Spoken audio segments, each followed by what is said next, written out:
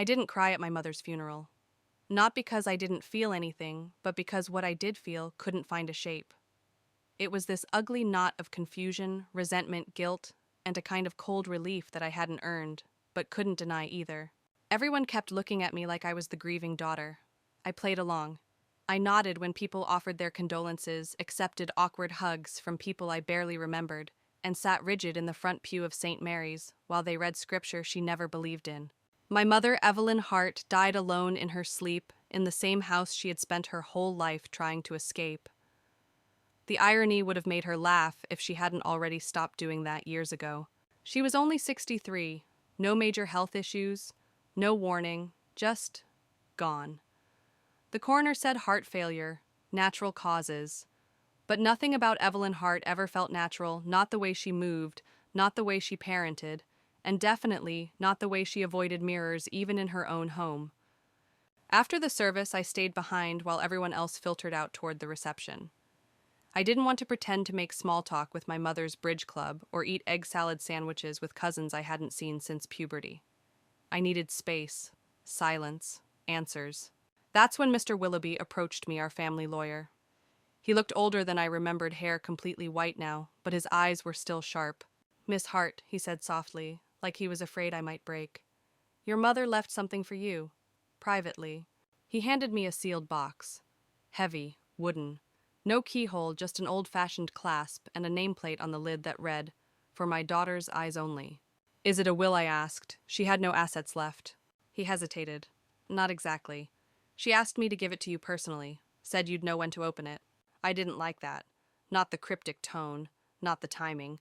My mother had never given me anything, not warmth, not comfort, not even birthday cards past the age of 10. And now, from beyond the grave, she wanted to play games. But I nodded, took the box, and walked out into the brittle March sunlight, clutching it like it might bite me if I held it wrong. That night I stayed in her house.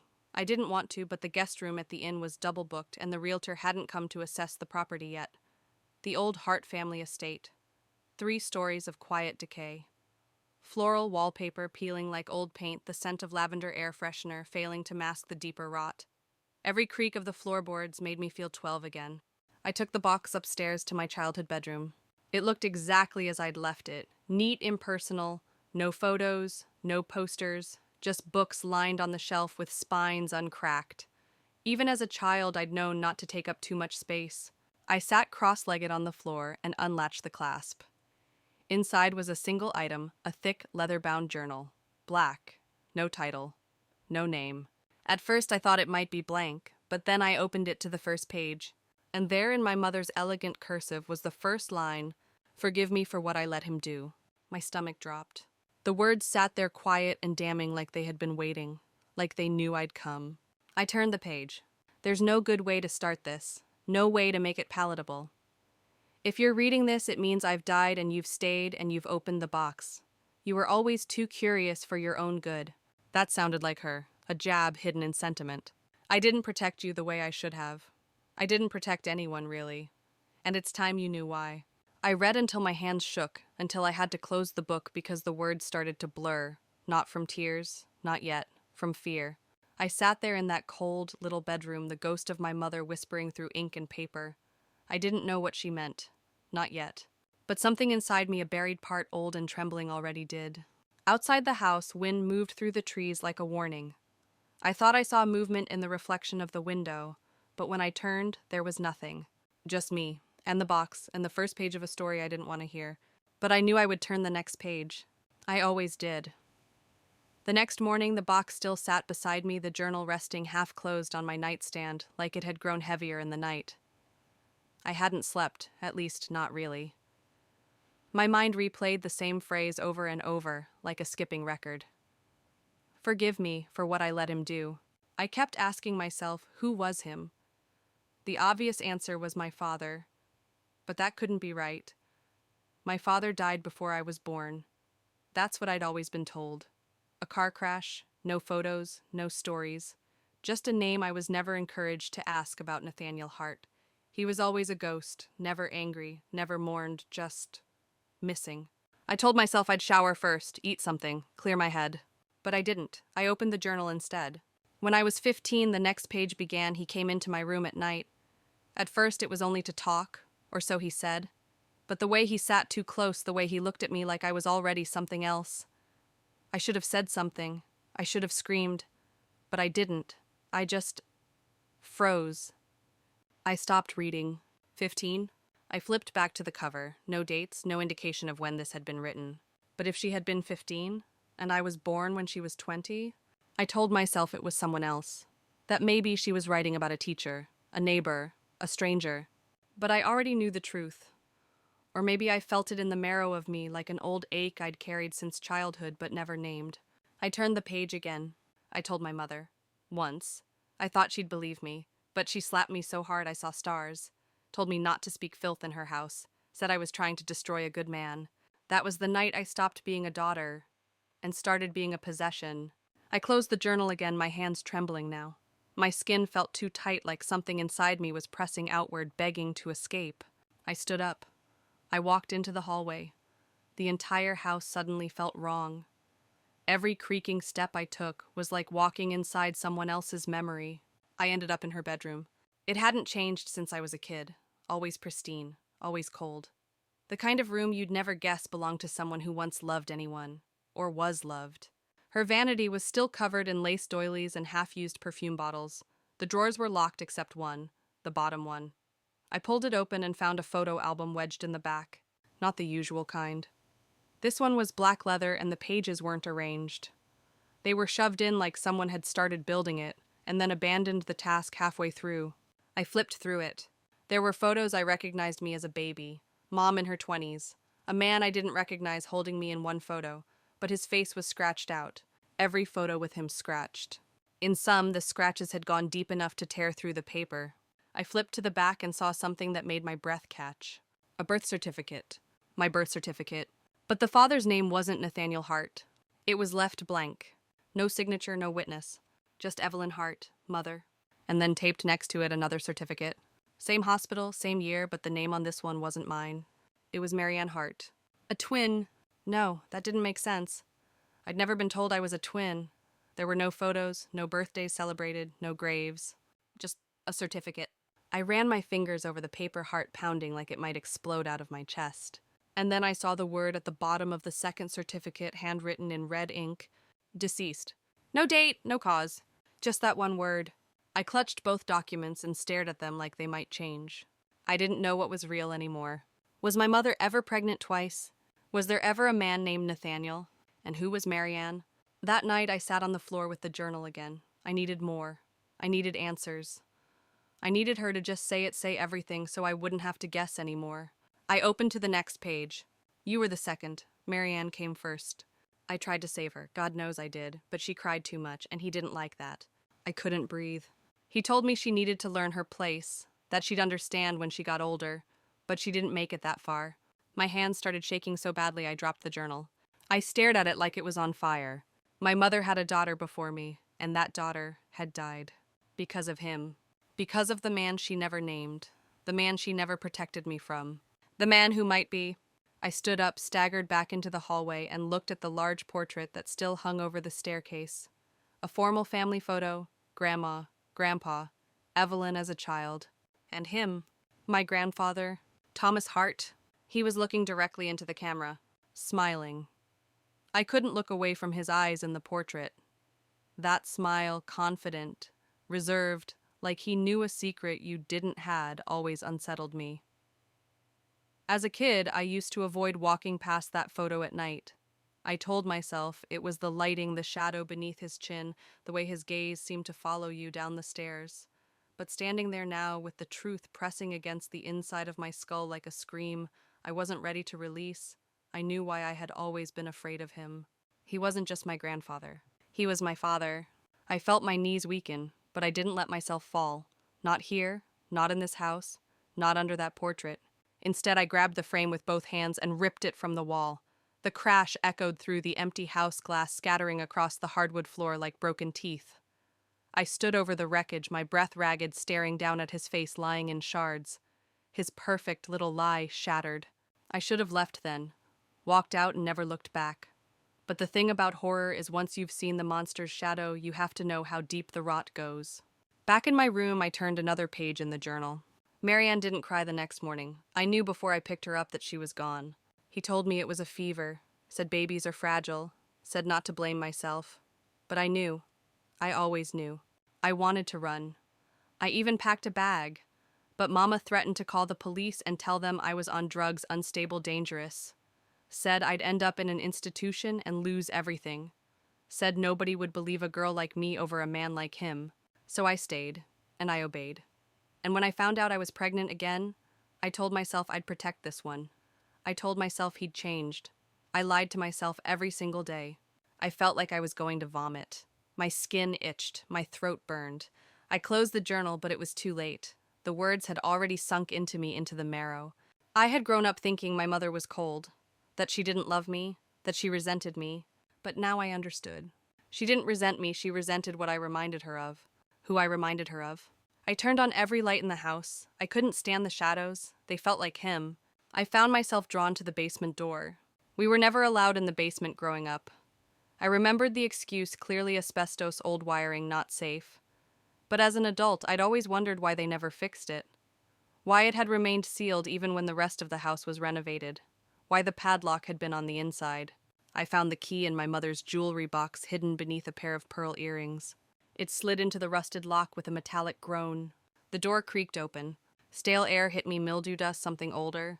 I flicked the switch. A single bulb flickered to life, casting weak orange light down the wooden stairs.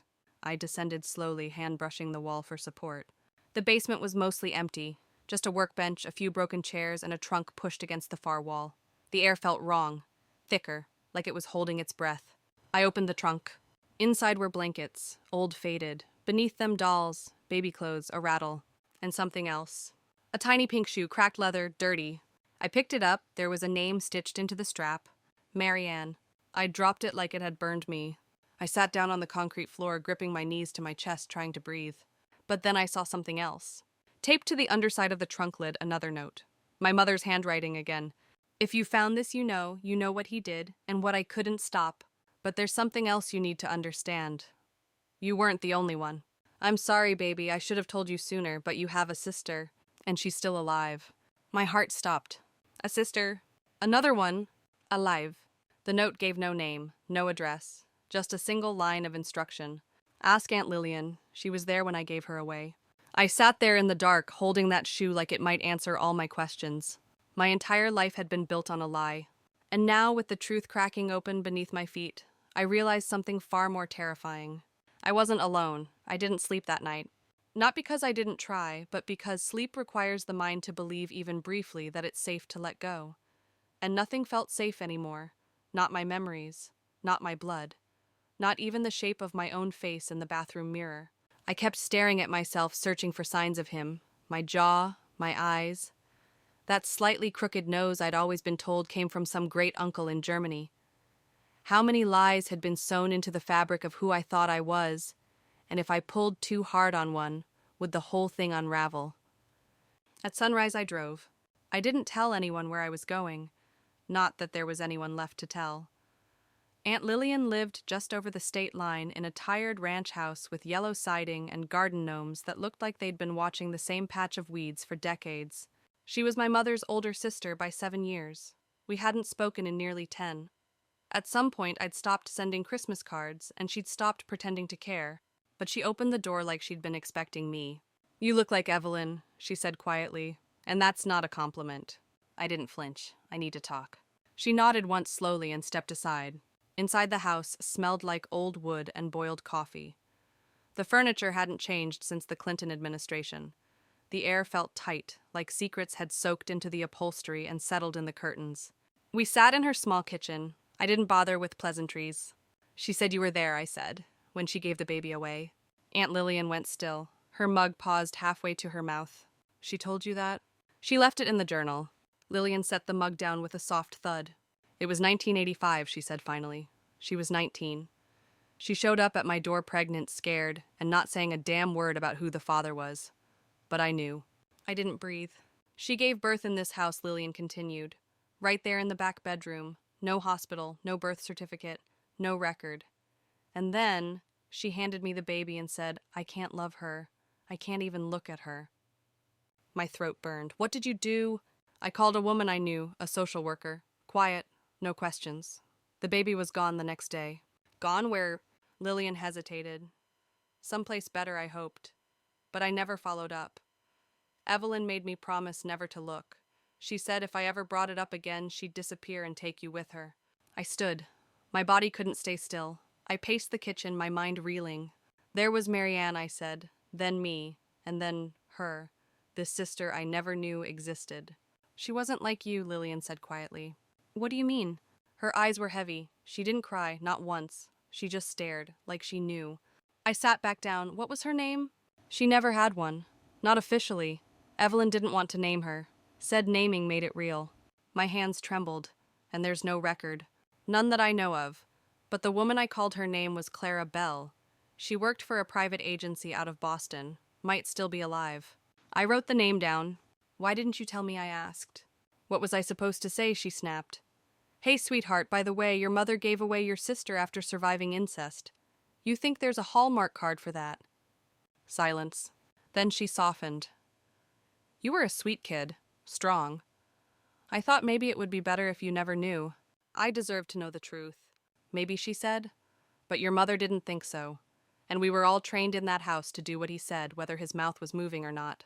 She looked older than I'd ever seen her. I left shortly after. She didn't hug me goodbye.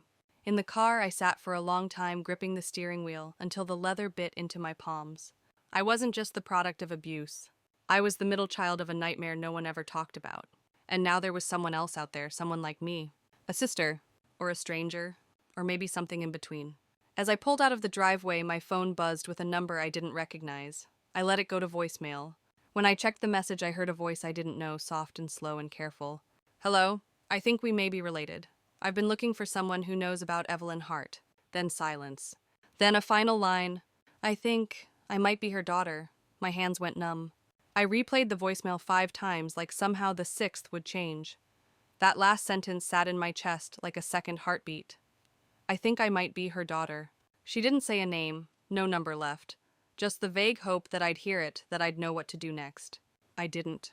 I sat in a grocery store parking lot, forehead against the steering wheel, cold rain tapping the windshield like fingers. My world had already cracked. Now someone I didn't know was reaching through the brake. I tried to reverse engineer the call, trace the number through the caller ID. It was blocked. Private. But the voice, it was young, maybe mid-20s, hesitant, a little breathy, like she was scared to be speaking at all. She didn't sound angry. She sounded unfinished. I went back to the house, my mother's house. It still felt like hers, even in death. The lights were still on from the night before. I hadn't realized I'd left them burning. Every room I passed through hummed with her ghost. I wanted to tell her everything and scream at her and ask why. Back in my room, I laid the journal on the bed. I didn't want to open it again, but I did. The pages had started to curl as if they didn't want to be read anymore. The next entry was shorter than the others. Lillian said she looked like me, but softer. Said she didn't cry, just watched everything, like she could already see what I was. I didn't hold her. I couldn't. I knew if I did, I'd want to keep her, and I couldn't survive another child with his blood. So I gave her away. No name, no blessing, just a blanket and a whispered apology. But I felt it, something breaking. Not just in me, but in her. Like something in her knew she'd been cast out before she even had a chance to belong. I closed the journal and stared at the wall. That voice on the voicemail, it had belonged to someone who knew abandonment. I could feel it. It wasn't the words. It was the silence between them. She was real, and she was looking for me. I sat down at my mother's old desk and opened her Rolodex. She still had one. No cell phone, no laptop, just ink and index cards. I flipped through, searching for anything that might connect to Clara Bell, the social worker Lillian had mentioned. Nothing. But then, wedged behind the B tab, I found an envelope, unmarked. Inside was a yellowing business card. Clara Bell, Private Family Placement Services. Cambridge, MA, a landline number. No email, of course. I stared at the number like it might vanish if I blinked. It rang 6 times. On the 7th, a voice answered, shaky, old. Bell residence. I cleared my throat. I'm trying to reach Clara Bell. Is she available? Pause. This is she. Ms. Bell, I'm Evelyn Hart's daughter. Silence. Then I was wondering when one of you would come looking. My mouth went dry. Then you remember her? I remember everything she said. Some names stick to your bones. I need to know what happened to the baby. Another long pause. She wasn't adopted through official channels, Clara said. Evelyn wanted secrecy, no court records, just placement. I arranged for a couple quiet people couldn't have children of their own. Who? I don't remember the names. But I remember where they lived. Upstate New York, a farm, small town. I can look through my files. But you should know, she hesitated. That child wasn't like others. What do you mean? She didn't act like a baby, never cried, never startled, just stared. The woman who took her said it was like she already knew sorrow, like it had followed her out of the womb. I didn't speak. Do you want me to find the file? Clara asked gently. Yes. Then come in person. Some things shouldn't be mailed. We hung up. I packed a bag, grabbed the journal, and left the house without looking back. As I turned onto the highway, my phone buzzed again. A text. Unknown number. I think you're my sister. I have questions. But first, there's something you need to see. Attached was a photo. It was me, at age 6, standing in front of our old house. But I'd never seen this photo before. And I had no idea who took it. I pulled over immediately. My hands were slick with sweat as I stared at the photo on my phone. It was unmistakably me 6 years old, wearing the pale yellow dress with the lace collar my mother made me wear to church. I remember hating that dress. I remember that Sunday. I remember refusing to smile for the camera. But I don't remember anyone taking this picture. And the angle slightly tilted, taken from behind the hedges that lined our front porch, made my stomach flip. It wasn't a family photo. It was a secret one. Like I was being watched. I zoomed in. The image quality wasn't great, but I could make out my expression blank distant. That wasn't surprising. I had learned young how to detach. But in the corner of the frame, nearly hidden by the edge of the porch, was something else. A figure. A child. She was turned just enough that I could see one side of her face, and it looked like mine. Not similar. Identical. I blinked, rubbed my eyes, looked again. Was it a trick of the light, a reflection? No, the dress was different. Her shoes were darker, and her face... My heart pounded. I called the number. It rang once, then twice, then voicemail. Please, I said. Who are you? Where did you get that picture? Where was it taken? Please call me back. I hung up, my breath hitching in my throat, because the worst part wasn't the photo. The worst part was the timestamp in the corner, May 12th, 1993. That was my birthday. Not just the date I turned 6 that day. I remembered the party, the strawberry cake, the one wrapped gift on the kitchen table. I thought I was alone with my mother that entire day. So who the hell had been standing outside our house? And why did she look exactly like me? I drove to Cambridge with white knuckles and a racing heart. Clara Bell lived in a brownstone on a narrow side street that smelled like rain and dead leaves. She answered the door in a housecoat hair, in curlers' thick glasses perched on her nose. You came faster than I expected, she said, as if she already knew what I'd seen. I followed her inside. The living room was wall-to-wall paper files, no computer in sight. Clara walked slowly, deliberately, as if the weight of memory pressed down on her bones. I keep records, she said. The unofficial kind. Because secrets don't stay buried just because the law doesn't record them. She pulled a file from a drawer labeled Heart Thick and Yellowed. She handed it to me like it might shatter in my hands. Inside was a single sheet of paper with the words, Infant Female, No Name, placed March 1985. The adoptive parents were listed as Gail and Thomas LeClaire, Livingston County, NY. No phone, no follow-up. She was healthy, Clara said. Quiet, too quiet. I thought maybe something developmental. But the adoptive mother said she was bright. Exceptionally so. Just different. I flipped through the rest of the file. A few medical forms. A black and white photo of the couple. A farm behind them. Nothing else. No photos of her, I asked. Clara shook her head. Not allowed. Evelyn's condition. What condition? She insisted the girl never learn who she was. Never know where she came from. But someone knew, I said. I showed her the photo I'd received. Clara took the phone, studied it, and frowned. This isn't the LeClaire farm. You're sure? Positive. That porch. That siding. That's not upstate New York. That's this town. This photo was taken right outside your mother's house. The floor shifted under me. You're telling me, I said slowly, that someone brought her back? Clara was quiet for a long time, then almost too softly to hear, maybe she never left. My skin crawled. I left her house in a daze, the file clutched under my arm. I drove for hours, not really seeing the road. When I got back to my mother's house, it was dark. I walked up the steps, every hair on my arms standing on end. Something felt off, different. The door was unlocked. I never left the door unlocked. I stepped inside. The living room was untouched, the kitchen the same. But on the hallway table where I'd left nothing was now a single item, a photo album, old leather-bound. My mother's handwriting scrawled across the inside cover, "Do not open." I opened it. Inside were photos of me. Me at age 3, me at 6, me at 9. And in each one, there were 2 of me. Same dress, same pose, same face. But always something off, an angle of the mouth, a tension in the eyes, a hand half raised, like she didn't know what to do with it. Each photo had only one name scrawled on the back. Margot. And the last photo was of us, as adults, standing in the woods behind the house. But I had no memory of it being taken. And only one of us was smiling. I dropped the album.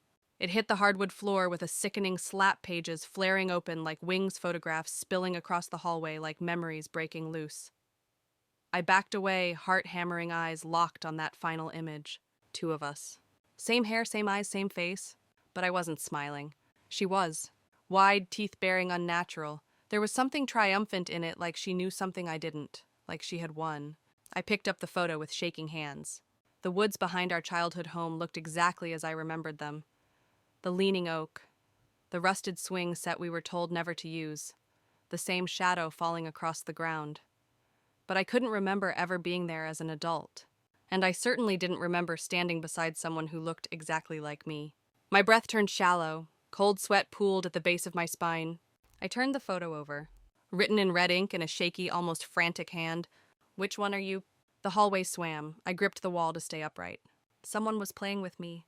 No, someone had been playing with me for years. I gathered the album, forcing the pages closed, and locked it in the upstairs bedroom closet. Then I turned every deadbolt in the house, every chain. I pushed furniture in front of the door. It felt childish. It also felt necessary. I didn't sleep again. Around 2:14 a.m., the wind picked up. The sound of tree branches scraping the windows made my skin crawl. And then a tap. Not the wind. A distinct tap, tap, tap on the glass of the back door. I froze. There was no silhouette, no shadow, just the sound. Deliberate, human. I stood in the hallway, heart hammering, not daring to breathe. The tapping stopped. And then something slid under the door. I waited a full minute before stepping forward, each breath a shallow stab in my chest. It was an envelope. Plain, unmarked, sealed with wax. I opened it with trembling fingers. Inside was a single sheet of paper. "You've been looking for me. I've been waiting for you to remember. Let me in." I stumbled backward. My vision blurred with panic. I grabbed my phone and called the number from earlier, the blocked one. This time she picked up. The voice on the other end was soft, familiar, wrong. "Hello, Evelyn," she said. "My name is not Evelyn," I snapped. She giggled. "Are you sure?" I didn't respond. I couldn't. "Margot remembers," she whispered. She always remembered. I swallowed hard. "Where are you?" "Home," she said simply. The line went dead. I checked every window, every lock. Nothing was broken, no sign of entry. But that word home kept echoing in my head. Was she here? Had she ever left? And then something clicked. I ran upstairs, back to my mother's room. There was one place I hadn't looked. One room that had always been locked. The attic. As a child, I'd been told it was dangerous, unstable floorboards, asbestos, rats.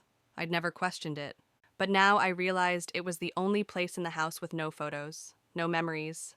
I searched her jewelry box again. This time I found a small brass key taped to the bottom of a drawer. The attic door was hidden in the linen closet. Pull-down stairs, dusty, splintered. The key fit the padlock like it had been waiting for years. I pulled the stairs down. The air that hit me was thick, stale, sweet, like something had been preserved. I climbed up slowly, flashlight in hand, each creak of the steps screaming under my weight. The attic was empty. Almost. In the far corner was a chair, a child's chair, facing the wall, and beside it, neatly stacked, were 2 dolls. Identical. Same dress, same face, one clean, one burned. And on the wall above the chair, written in red crayon over and over in childish, frantic strokes, "I was first. I was first. I was first." Dozens of times. Hundreds. The flashlight flickered. And just before it went out, I saw it. A 3rd doll, buried beneath the others. This one had its mouth sewn shut. I couldn't breathe. The air in the attic pressed down on me like a fist, thick with rot, and something sweeter, syrupy, cloying, almost floral. My mother's perfume, lilies. It didn't belong here. Neither did the dolls. Neither did the words carved into the wall like a child's tantrum frozen in time. I was first. 100 times. 200. I backed away from the pile, but my foot hit something soft. I looked down and nearly screamed. A child's dress. Folded, pressed, preserved in a Ziploc bag. Stitched into the hem, Margot. I grabbed the bag, the dolls, and the smallest of the three, the one with the sewn mouth, and bolted back down the ladder, dragging the attic door shut behind me like it could trap whatever that was up there. I locked myself in the guest bathroom and set everything out on the tiled floor. I stared at the dolls like they were evidence from a crime scene, which maybe they were. Two were identical porcelain skin glass eyes, ringlet curls. One pristine, one charred, melted down one side like it had been too close to a fire. But the third, it was homemade, crude, stuffed with what felt like sand and buckwheat. Someone had stitched the eyes with black thread tight too tight, and the mouth was sewn shut with rust-colored string. It had no name tag, just one loose thread barely hanging on. My stomach churned. Who had made this? Who had sewn her mouth closed, and why keep it? I didn't want to find out, but I also couldn't stop myself. With shaking fingers, I grabbed a pair of scissors and snipped the first thread across her mouth. Nothing happened until I turned the doll over. Stuffed into the seam at the base of her neck like a secret was a folded scrap of paper. Old, yellowed, torn. I pulled it free and opened it slowly. Scrawled in that same frantic red crayon. She lied. I remember I saw everything. And beneath that messier, barely legible. You were never supposed to be born. I dropped the paper like it was on fire. The words swam. My pulse thundered in my ears. I had to know. Had to know if this was real or some elaborate hallucination. I took out my phone and texted the number again. Who are you really? What do you want? The reply came instantly. I want my name back. You took it. I stared at the screen. My fingers hovered over the keyboard. Then another message came. Meet me. The place with the mirror tree. I froze. The mirror tree. It was an old silver maple behind the house. As kids, we used to call it the mirror tree because its bark was so smooth, it looked like glass in the right light. It was where I used to hide. Read. Pretend to disappear. No one else knew about it. No one. Except her. I slipped on a coat and grabbed a flashlight. I didn't even think about the danger. At that point, I wasn't afraid of her. I was afraid of what I might learn. The woods behind the house were dense and darker than I remembered. Branches clawed at my sleeves. Leaves crunched like bones beneath my boots. When I reached the mirror tree, the moonlight caught its silver bark like a spotlight. And someone was already there. She stood with her back to me. Same coat. Same height. Same hair. It was like staring at a silhouette of myself. A ghostly twin. I took one step closer. My breath caught in my throat. Margot. She turned slowly. And I saw it. My face. But not my face. Paler, thinner, eyes sunken, skin waxy like porcelain, like one of the attic dolls brought to life. Her mouth pulled into a slow, awful smile. Hello, Evelyn, she said again. And for a moment, I didn't remember my name. My voice caught in my throat. I wanted to say I'm not Evelyn, to insist on it, to plant my identity firmly between us like a wall, but I didn't. Because in that moment, something inside me shifted. Like a drawer long-nailed shut had been forced open, and old photographs came spilling out, half memories, half dreams. I remembered being 5 and hearing a voice in the walls. I remembered waking up with scratches I couldn't explain. I remembered my mother staring at me across the dinner table, confused and afraid, whispering, "You're not acting like yourself lately." Maybe I hadn't been. Margot stood just feet away now, the mirror tree at her back, her pale face bathed in moonlight. There was something off about her. Not just the way she looked, but the way she stood too still, like a painting. I was wondering when you'd finally come out here, she said, brushing her hair back from her cheek with a delicate, rehearsed motion. I've been waiting. For what I asked. She tilted her head. For you to remember. My spine tingled. Remember what? Her smile widened. That you're not the only daughter. I swallowed. I know about you. I know you were given away. I know what he did, what grandfather did. Her eyes flickered. A flash of something wild beneath her calm. Is that what she told you? That she gave me away? She wrote it in her journal. Margot laughed softly, but it sounded like breaking glass. Of course she did. That's what Evelyn was best at. Writing things down instead of saying them. Turning guilt into poetry. I don't understand. Yes, she said, stepping closer. You do. The wind rustled the trees around us like an audience shifting in their seats, waiting for the next act. Why come back now? I asked. Why contact me? She didn't blink. Because I need you. The words sent a chill through my bones. For what? To finish it. I took a step back. Finish what? She moved forward, graceful, patient, like she had all the time in the world. I've been in that house, she whispered. I lived in the walls, slept in the crawl space, ate what I could, watched you blow out candles and unwrap gifts that were supposed to be mine. I waited for her to tell you, to let you see me, but she never did. She buried me twice, once when she gave me away and once when she let you become me. I didn't become anything, I said. I didn't know. But you did, she whispered. On some level. You always felt me, didn't you, in the attic, in the mirrors, in the space under your bed where no one else fit. I opened my mouth to deny it, but I couldn't, because I had felt something all my life. A shadow always one step behind, a presence in the quiet, an echo of thoughts I never spoke. What do you want from me? I asked. Her eyes shimmered with something between grief and fury. I want to come home. I stared at her. You're already here. She shook her head. No, she said softly, not like this. She reached into her coat and pulled something out. A small cracked hand mirror, the kind our mother used to keep in her purse. I need you to see, she said. She held it out. See what? But she didn't answer. She just lifted the mirror and pointed it at me. And what I saw was not me. The reflection stared back with my eyes, my skin, my lips. But it was Margot. Not dressed like me, not moving like me, but inhabiting my body. I dropped the mirror with a cry. It shattered between us. Margot knelt and picked up a shard.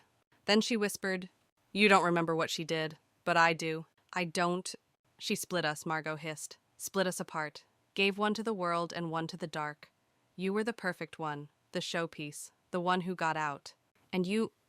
She grinned, her teeth sharp in the moonlight. I'm what's left. The wind howled. A branch snapped overhead. Margot stepped closer, and for the first time I realized she wasn't breathing. Not like me. Not at all. I stepped back, my heel catching on a root. She crouched to my level, eyes level with mine. Here's the part you don't understand, sister, she said, voice velvet. I don't want your life. She pressed the shard of glass into my palm hard enough to sting. I want my name. And then in the darkness she vanished. No footfalls. No scream. Just gone. I was alone. Or maybe for the first time I wasn't. I didn't go back to the house right away. I drove. I don't even remember where, just long winding roads outside town, headlights slicing through the dark, until the dawn cracked over the hills like a wound. The sky was pale and shaking, just like I was. I kept replaying what she'd said, what I'd seen. The mirror didn't lie, not this time. I saw her face in mine. And worse, I saw her memory in me. That cold hum beneath my thoughts. That strange dream I used to have as a child, standing at the end of my own bed watching myself sleep. I'd told a teacher once. She said it was just stress. An overactive imagination. It wasn't. I was never alone. And now she wanted her name back. But what did that mean? Was I ever really me? Was I Evelyn's daughter? Or a vessel stitched together from what she couldn't face? The glass shard Margot had pressed into my palm was still in my coat pocket. When I took it out, I saw a faint smear of blood mine, but not from a deep cut, just a shallow slice, a mark. It felt symbolic, or maybe ritualistic. I was losing my grip on what was symbolic and what was literal, what was trauma and what was possession. Was Margot even real? Had she ever been... Back at the house, the locks were all still bolted. No signs of forced entry, no footprints in the mud outside. But I knew better. She didn't need to come in through a door. She was already inside. Not the house. Me. I pulled out my mother's journal and read the last pages again. But this time I read between the lines not just what Evelyn wrote, but what she refused to say outright. There was always something wrong with the way she looked at me, like she knew more than a child should. I tried to give her away. I thought that would be enough. I thought the silence would swallow her, but it didn't. She came back, not all at once, in dreams at first, in whispers, in mirrors. I stopped sleeping. I stopped trusting my own reflection. She told me I owed her something, and maybe I did. I just couldn't bear to pay it. Then a final sentence scratched at the bottom of the page so hard the pen had torn the paper. Forgive me, Maggie. Maggie. Short for Margot. Or me. I couldn't tell anymore. I turned the page. There was nothing. But when I held the paper up to the light, faint lines emerged. Invisible ink. I gently warmed the page with the desk lamp the way I'd seen in mystery novels as a kid. Slowly the words reappeared. The ritual was never meant to split, it was meant to contain. But I got scared. I severed the soul, gave one to the light, buried the other in shadow. I made 2 daughters out of one child. And now the other wants to come back. The floor beneath me seemed to shift. It wasn't incest. It wasn't abuse. It was something worse. I wasn't born. I was made. Made to hold something. Made to bind a darkness that my mother couldn't destroy, only divide. And now Margot wanted her half back. A sound echoed from upstairs. A dragging sound, wood against wood. I grabbed the shard of glass and crept toward the staircase. Each step creaked like a scream. The hallway was empty until I reached my mother's old room. The closet door was wide open. Inside, the mirror had been uncovered. It was full-length Victorian, one I'd never seen before, wrapped in linen until now. And reflected in it wasn't me. It was her. Margot. She stood perfectly still inside the glass, her face blank, her eyes blackened at the center like pits. And then she moved, not in sync with me, not delayed, not mirrored. She moved independently. She stepped forward until her forehead nearly pressed against the other side of the glass. Her lips moved. I couldn't hear the words. Then the room went ice cold. My breath fogged the surface. And on the fog, written in fingertip streaks from inside the mirror, "Let me in." The lights flickered, and I understood in that instant what she meant. She wasn't asking for her life back. She was asking for mine. I stumbled backward, heart slamming against my ribs, breath coming in shallow gasps. The mirror didn't move. Neither did the figure inside it. But the fog on the glass remained words scrawled in moisture that couldn't have come from anywhere but her. Let me in. I wanted to scream, but there was no one to hear it, no one to come running. I was alone. Not just in the house, but in the world. No siblings, no mother, no father, just me and her. I closed the closet door slowly, like shutting it would keep her from getting out, as if she wasn't already halfway through. My reflection no longer belonged to me, and maybe it never had. Back downstairs, I threw open drawers, boxes, anything that might hold an answer. I needed something concrete, something physical, because my sanity was unraveling. I needed proof that I wasn't losing my mind. That's when I found the cassette tape. It was tucked inside an envelope marked for Maggie, the same handwriting, my mother's. I didn't hesitate. I rummaged through the hall closet for the old cassette player, the one she used to listen to books on tape when she went blind in her left eye. I slammed the tape in and pressed play. The static came first, then a soft intake of breath. And then her voice. My sweet girl, my Maggie, my mistake. My chest tightened. I tried to keep the halves separate. I thought it would be kinder, cleaner. But you're 2 sides of the same soul. And I was never strong enough to hold you both. One body wasn't enough. So I divided you. Gave one name to the bright parts, one to the dark. You weren't born into the world, Maggie. You were anchored here. You were a vessel. The tape hissed. I should have told you when you were old enough to understand. But when I looked at you, I could never tell which one you were. A pause. Then a whisper, hoarse and trembling. I don't know which one I raised. I stopped the tape. I sat very still, and I asked myself the question I'd never dared ask before. What if I'm not the original? What if I was the dark one all along? What if everything I remembered school friends' birthdays was just a carefully curated lie built around the half that made it out? Upstairs I heard laughter. My laughter, but I wasn't laughing. I ran. Back to the closet, back to the mirror. The linen covering was gone again, and the glass was empty. No reflection. No Margot. Just absence. My phone buzzed. I looked down. One new text. No number. Just one sentence. You're in my body now. My legs buckled. The hallway blurred. And for the first time I saw it, my reflection warped in a silver vase near the stairs. Eyes too wide. Smile too sharp. And a glint in them that wasn't mine. Not anymore. I ran to the bathroom. Not out of fear, out of desperation. I needed a mirror, any mirror. I had to see. My reflection met me before I even turned on the light. And it was wrong. So subtly, sickeningly wrong. I blinked. So did she, but just half a second too late. Like she was watching me for the cue. I raised my hand. She raised hers. But her fingers twitched slow and hesitant, like she was getting used to them.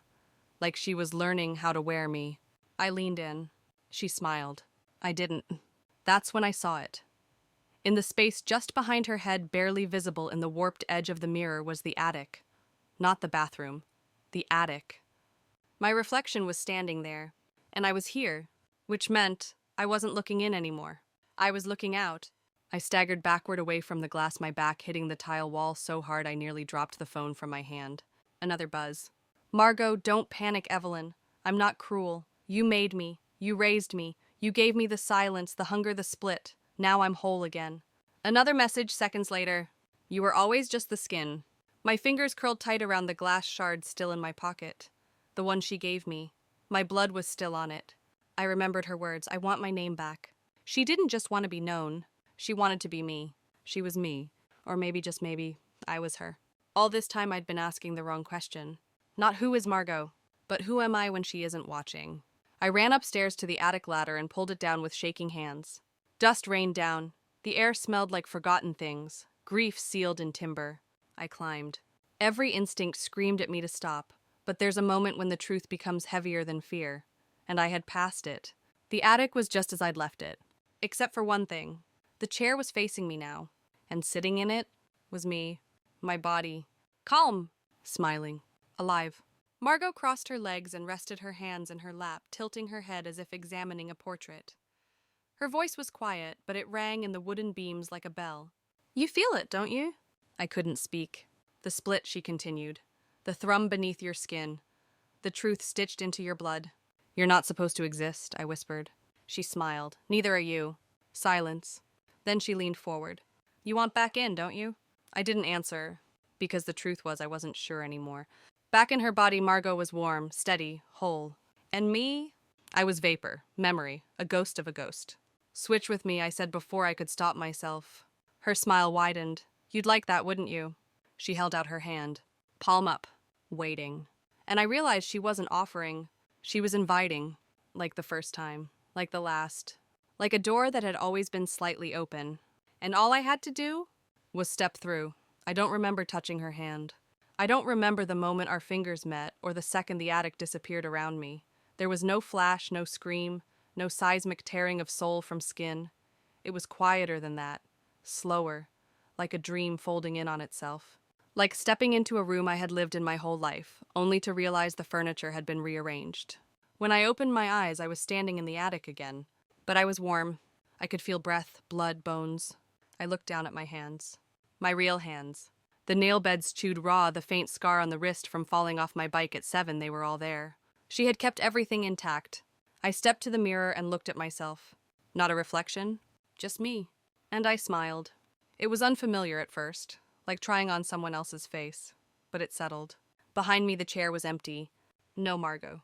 Just silence. I took a step back. Something felt wrong. My balance was off. I walked downstairs slowly, hands grazing the walls, touching the house with new skin. Everything felt too sharp, too bright. My senses had been turned up like someone had removed the dimmer switch from reality. In the kitchen, the lights flickered once, and then came a sound. A faint hum. I turned toward the hall. The bathroom door creaked open, and from the dark inside I heard her voice. But it wasn't coming from the house. It was coming from me. I gave you everything, she whispered, but you still don't know who you are. I clutched my head. The voice wasn't in my ears. It was behind my eyes. You think you've taken something back, she said, but you're still just the echo. No, I muttered. You were never meant to last, she hissed. You were the buffer, the silk wrapping around the rot. I staggered to the sink, splashed water on my face, gasped at the cold. But when I looked up, the mirror was empty. No reflection. No Margot. No me. Just a blank pane of glass. And then a flash. A single image like lightning through fog. Margot, standing outside, watching the house from the tree line, wearing my skin again. Not like before. Like now. I spun around to the window. And I saw her just beyond the porch light, hands pressed to the glass, grinning, and holding something in one hand. A cassette tape, labeled Final Entry. The porch door creaked open downstairs. Then a soft voice drifted up the stairs. My voice. Come out wherever you aren't. I backed into the hallway. No phone. No mirror. No light. No way out but forward. And from inside the walls, the voice continued. You don't know what side you're on anymore, do you? And I didn't. I really didn't. I ran. Not out of courage, but because standing still felt like dying. I could hear her me singing softly off-key. A lullaby I didn't remember learning, but had apparently always known. Rockabye Maggie in the old tree.